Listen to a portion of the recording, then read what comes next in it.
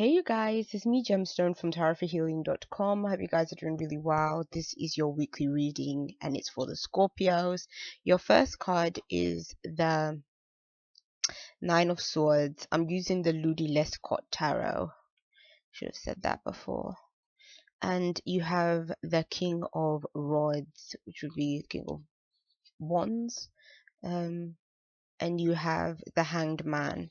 Now, what I see in your cards is basically, I feel like these cards are speaking to somebody that is going to either be overcoming stress or anxiety or some kind of fears that you have been experiencing. I think if you've been dealing with these issues firsthand, it could mean that maybe this is the week where you get some help, or it could be a time where you start to deal with these fears or these anxieties head on. um you might even be put in a position of doing something that you are afraid of or anxious about doing. Like maybe you've always been anxious about going on a roller coaster, and then you actually do go and you actually do it. Or maybe you've been afraid of maybe even speaking to a certain person, or maybe even public speaking, or like something like that. Like I feel like there's some kind of anxiety or stress that you've been going through, and it's almost like you felt like you couldn't overcome it, you couldn't get beyond it. And but it's almost like it's telling you that you don't need to be afraid any longer. Like if you look at these swords that's around her, they almost look like they're laying on the ground. It's like, yes, they are sharp, but if there is nothing or no one, literally stabbing, her with this sword can't do nothing to her if it's just laying there. You get what I'm saying? So it's almost like she feels like she surrendered to the situation when really she didn't really have to. And that's what this card is about. It's all about the mental.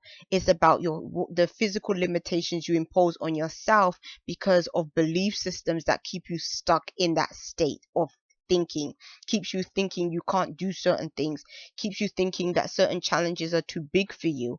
When you look at this card, it's kind of saying, no, you have to challenge yourself, you have to be courageous, you have to face your fears and be strong.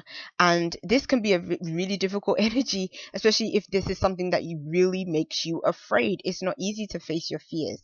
It's a major thing to face something, because sometimes you can have a phobia for like years and years and years, like the majority of your life. And it doesn't and the thing is about phobias, which is really interesting, or even dealing with anxiety in general, is that a lot of the time your fears can be completely irrational. It can be something that has no basis, no means, like to even feel afraid. But we still have those issues. But I feel like for some of you guys, you're going to be facing those, you're going to be dealing with those head on.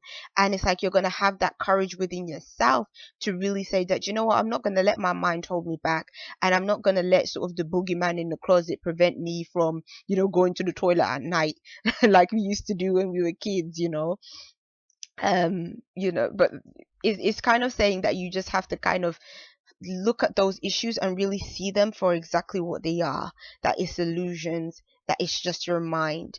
And a lot of the time, if we find a different way of training our minds, like it can really free us from so many fears that we had. Like that's why I always tell people that I really love the time when I used to go to see a therapist, because I used to do CBT, cognitive behavioral therapy, and cognitive behavioral therapy can help a lot in terms of anxiety and dealing with fears. And it helps you to kind of see that, do you know what, the things that you think are not necessarily real. It's not true, the ideas that you have in your mind.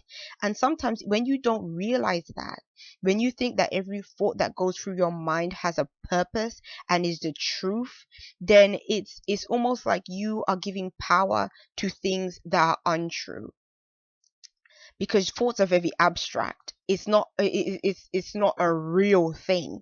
So therefore, it doesn't mean that because we feel a certain way or think a certain way, that necessarily that's the truth of the situation. So I think that this is a time for you to really deal with that kind of thing.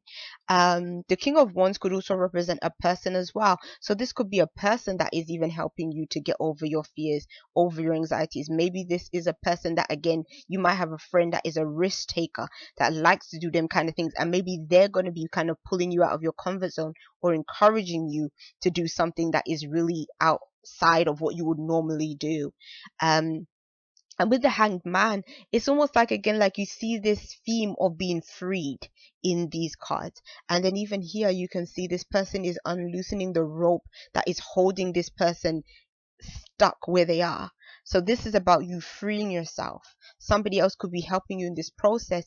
And then you can see all these corpses here. All these corpses to me represent old ideas, old thought patterns, and old behaviors. And now you're going to be free to kind of live a life that is completely different, completely outside of these old belief systems. So I love this reading for you because I feel like this is a really big deal. Something is going to happen to you this week that is really going to change the way you think, and you're really going to open up yourself, because the Hangman can say that maybe things have been in limbo for you for a long time. Maybe there's things that you've been thinking about for such a long time, and now you're going to be enlightened. You're going to see things differently. It's a really good opportunity for looking at things from a completely different perspective when the Hangman shows up. So that's your reading. And underneath the deck, you have the Nine of Pentacles. The Nine of Pentacles can represent a person. It can represent a lot of like financial stuff as well. So maybe these are even financial fears that you're going through as well for some of you guys, or worries about finances that you've maybe had for a long time. And so and sometimes our worries can even mean that sometimes we become very stingy with our money, or sometimes our issues of money can be overspending money as well. So maybe for some of you guys that might be what you're kind of focusing on. But this card can represent a person that is very independent, self-assured, and is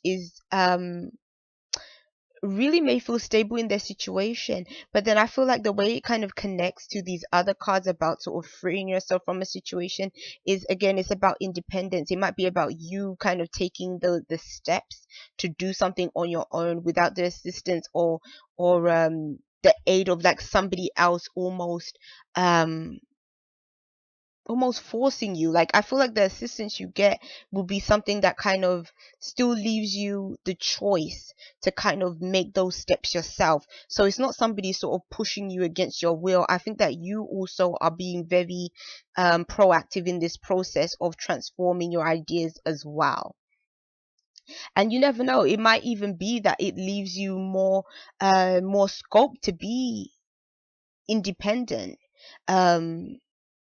in terms of, what's the right way of saying it, like it might give you the scope to kind of do things on your own.